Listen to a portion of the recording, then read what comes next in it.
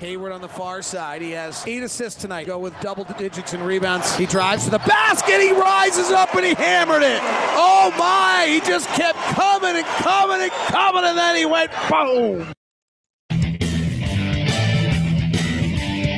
Random highlight of the end of the things you say. Things lying and dying with the Jazz could have fun with. I wasn't prepared for that at 6:20 in the morning. Good morning, or whenever you might be tuning in. This is Tip Off. Bum. Pow. Or he went boom. How are you? It's media day. We're finally here. It's finally happened. Lots of things to talk about. There's a lot of news today in the NBA. I'm not going to start the NBA 5 for a little while.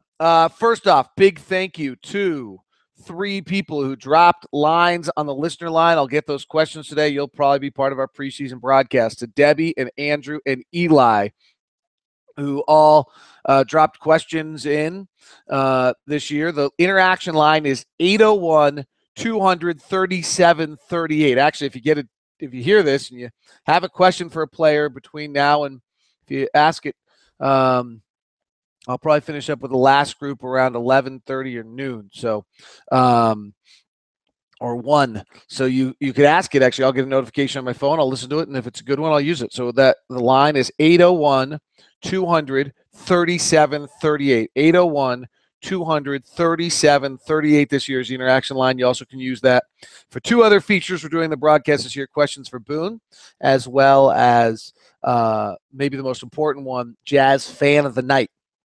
You get to nominate somebody as the Jazz Fan of the Night. So pretty much, someone you know who's a huge Jazz fan that you want to kind of give your little honor to, do it. That's actually stemming off my old summer camp where we used to give boons. We have Last Evening Fire, and people would write little notes of thank you and kind of appreciation to friends and things like that, and then the camp director would read them in between the events. I think we should be doing that, about other Jazz fans in our community. So it's our Jazz Boon is really what it is, Jazz Fan of the Night.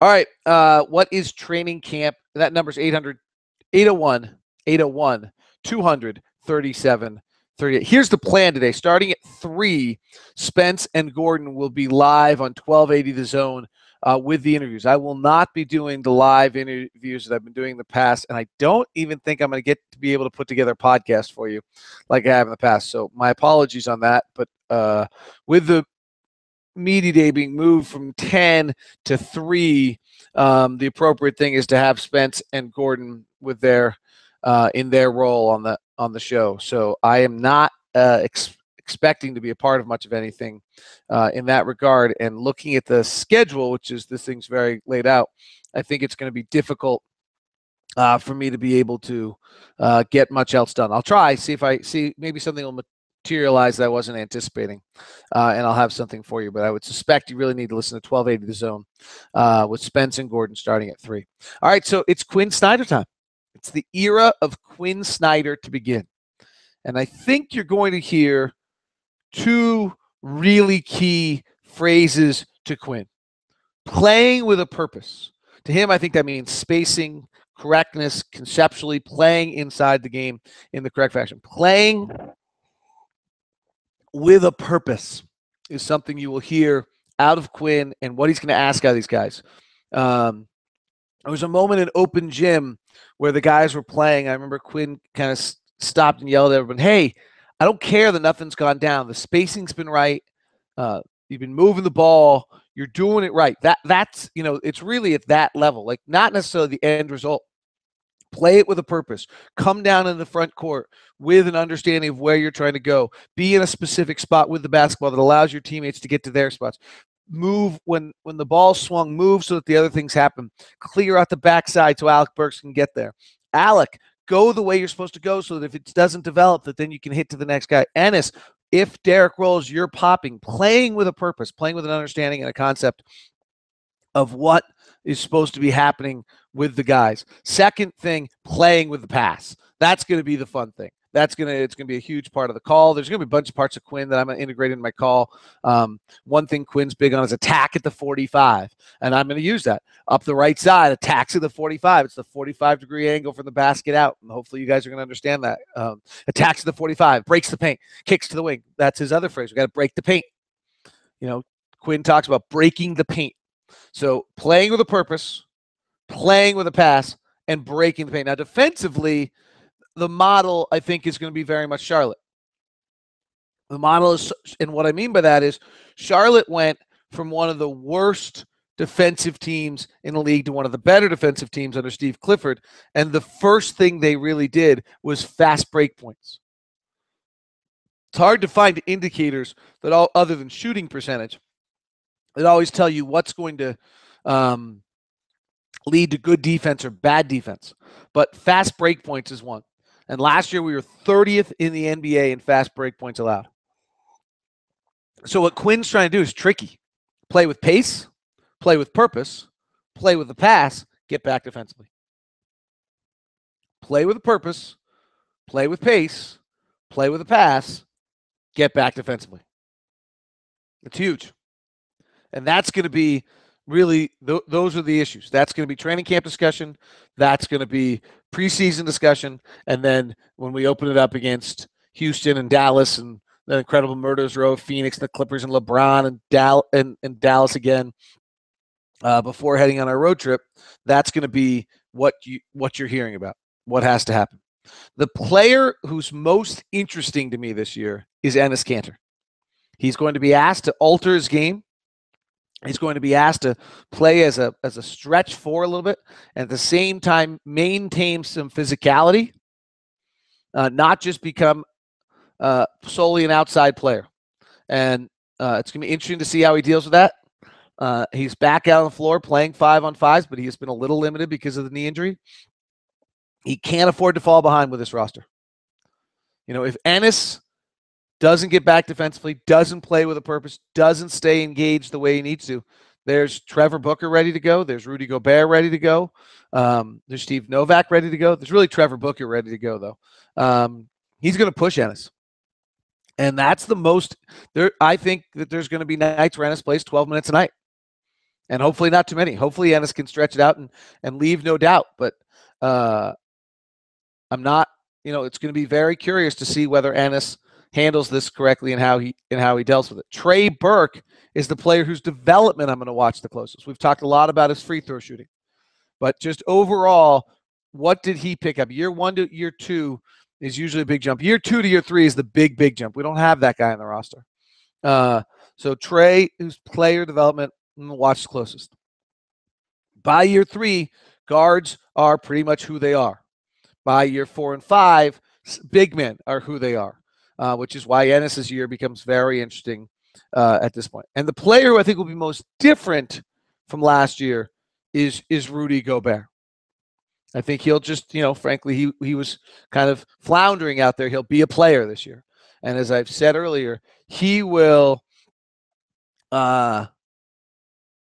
force Quinn. He's such that Quinn has to put him on the floor. And then the question is going to be how long till Rudy takes himself off the floor. If Rudy can find ways to not take himself off the floor, that'll be it. Rebounding in traffic, moving the basketball, making free throws. Those are going to be the big issues with Rudy Gobert this year. But those 3 players, 3 of our youngest, early on, I think are going to be interesting.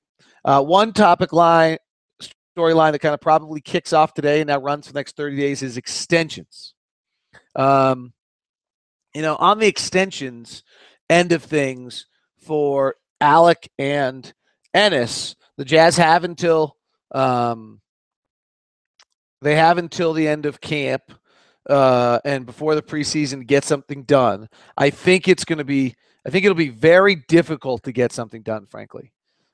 Just in the landscape of the contracts that Chandler Parsons and Gordon Hayward got, I think, if you're Alec Burks, you're looking at that and saying, well, if I have a good year, that's where I am. And there's no way the Jazz are going to do that. For Enes, I think it becomes very difficult, one, because he's a big, because I'm not sure if I'm the Jazz, I'm even offering what Favors got.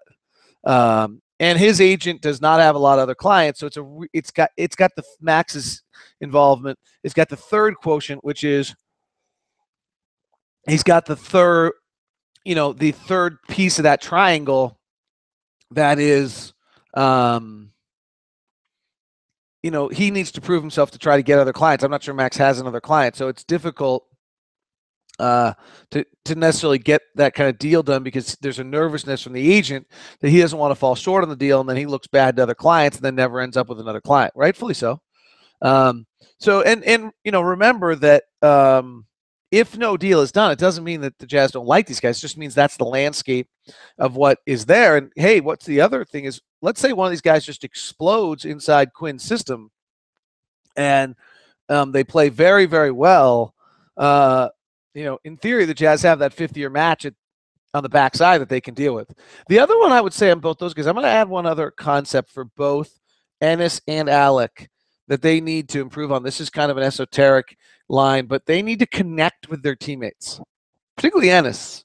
Ennis is kind of off to his own. He's got to, if you're going to be a major piece of the franchise, you've got to connect with your teammates. That probably goes for Gordon and Derek as well. Derek's probably ahead of that, and Gordon's now got to do it as well. But you've got to connect with your teammates if you're going to be one of those guys. All right, the NBA rank is continuing. Marvin Williams came in at 212. No, he's not on our team anymore. I thought it was interesting, though. The guys around him were C.J. Miles, Jeremy Lamb, Pero Antic, and Donatas Montejunas, but I can't I have now suddenly spaced on how to pronounce his first name. Donatas Montejunas. So interesting. Marvin was C.J. Miles, Jeremy Lamb, Pero Antic, and Montejunas. I thought Marvin was better than that, but the NBA ranked people didn't. Two rookies kind of came in big time. Aaron Gordon, this is interesting. Aaron Gordon came in at 219. He was the fourth pick. And Stauskas came in at 218 ahead of him, who was picked later by Sacramento. So that means there are 8, as they move to the top 200 today, there are 8 rookies left in the top 200. There's obviously Parker and Wiggins. Nerlens Noel is left over from last year. And Mirotic, the kid for Europe. Randall, Smart, McDermott, and Dante Exum. So Exum is still in there with 200 at the 200 mark with that coming still along the way. I projected that Exum would be our next guy, followed by Cantor, Trey, Alec, Favors, and Hayward. Not sure. We'll see what's going on with that. All right, let me go to some quick questions because there's a bunch of news stories. There's a nice little brawl going on that's awesome between Daryl Morey and Mark Cuban. Morey lays him out, but I don't have time to get to that. LeBron had some interesting things about how it's Kyrie show and Lyle Hollins. I'll have to do those tomorrow. I'm tight on time because I got to get the kids to the bus and I got to be down there by 7:45, 8 o'clock. It does sound like interesting. Maybe the most important report of the day was that Phoenix thinks they're closing in on a deal with the Morris twins. That would help out their season a good deal, just mentally. Has Ennis been participating in the open gym, and is he in shape? From Huntington Draper. He really looks like he's back to taking workouts very seriously, and the gym kind of stuff very, very seriously. He took part in the 5-on-5s at the end of open gym, but before that he was just working, running on his own with a Jazz trainer, trying to get ready for the season. But he looks good. He looks physically very good, and I've heard he's hitting the weight room really, really hard. From Forrest Scott, do you think the odds of anyone catching up to John Stockton's assist record are 0? I think it'll never be broken, particularly because the way the point guard position has changed.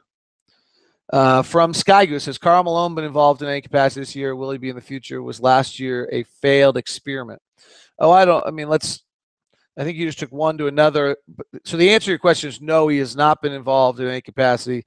I don't know whether he'll be in the future. And just because he's not involved now, I don't think that means that last year wasn't a failed experience. I really think last year was perfect. It gave Karl a chance to taste it, be involved, see if it was something that really fired him up. I brought Karl back in the fold with Greg and after their little dispute, which was, I think, important to the future of the organization. But I also think it was important for Greg to kind of say to Karl, you've got to be a supportive aspect of this organization. You just can't be a loose cannon out there, harming the organization. That doesn't, Magic's done this a little bit to the Lakers too. It's really painful. And then, so I think everyone got a chance to taste it, and it doesn't seem as though that's something that Carl's coming back and doing this year. But I don't think in any way it was a failed experiment. It doesn't mean that Carl can't coach. It doesn't mean that Carl didn't want it. Just, certain line, work. Ty had a great ability to allow Carl to be Carl in that setting and have his role with it. And it's probably not something that Quinn could do because Quinn doesn't know Carl in the same fashion. That may have been very unique to Ty's personality and the strengths of who Ty are. One last note for you, just to throw it out there. I think this is wrong, but ESPN Power Rankings from Mark Stein. And Mark Stein, I'm not sure, I think is the biggest fan of the Jazz, has the bottom 8 in the NBA is the Lakers, followed by Minnesota. This is going reverse order. Sacramento, Boston, Milwaukee, Orlando, Utah, and then the 76ers. So it has us in the 29th in the NBA in power rankings. That may be simply based on where we finished last year more than, and we didn't change a lot in the offseason to give him the benefit of the doubt. I'm interested on the whole, actually the other side of this, I'm interested in Sacramento, Minnesota, and the Lakers. I would probably have put that in reverse order. I would have put the Lakers followed by Minnesota, followed by Sacramento. Well, I guess there's some belief that Kobe's coming back and the Boozer's going to stay healthy. I'm not sure I see that on things. I think the Lakers could be a real mess. I think Utah, if they surprise a little bit, get up to the 32, 33, 34 win mark, are going to knock on the door of Minnesota and the Lakers. All right, that is tip-off. It's media day. I got to head down, get the kids. Hope you're doing great. Thanks so much for tuning in. Turn it into 1280 The Zone and 97.5 Home of the Jazz at 3 o'clock with Spence and Gordon today. Have a good day and be safe.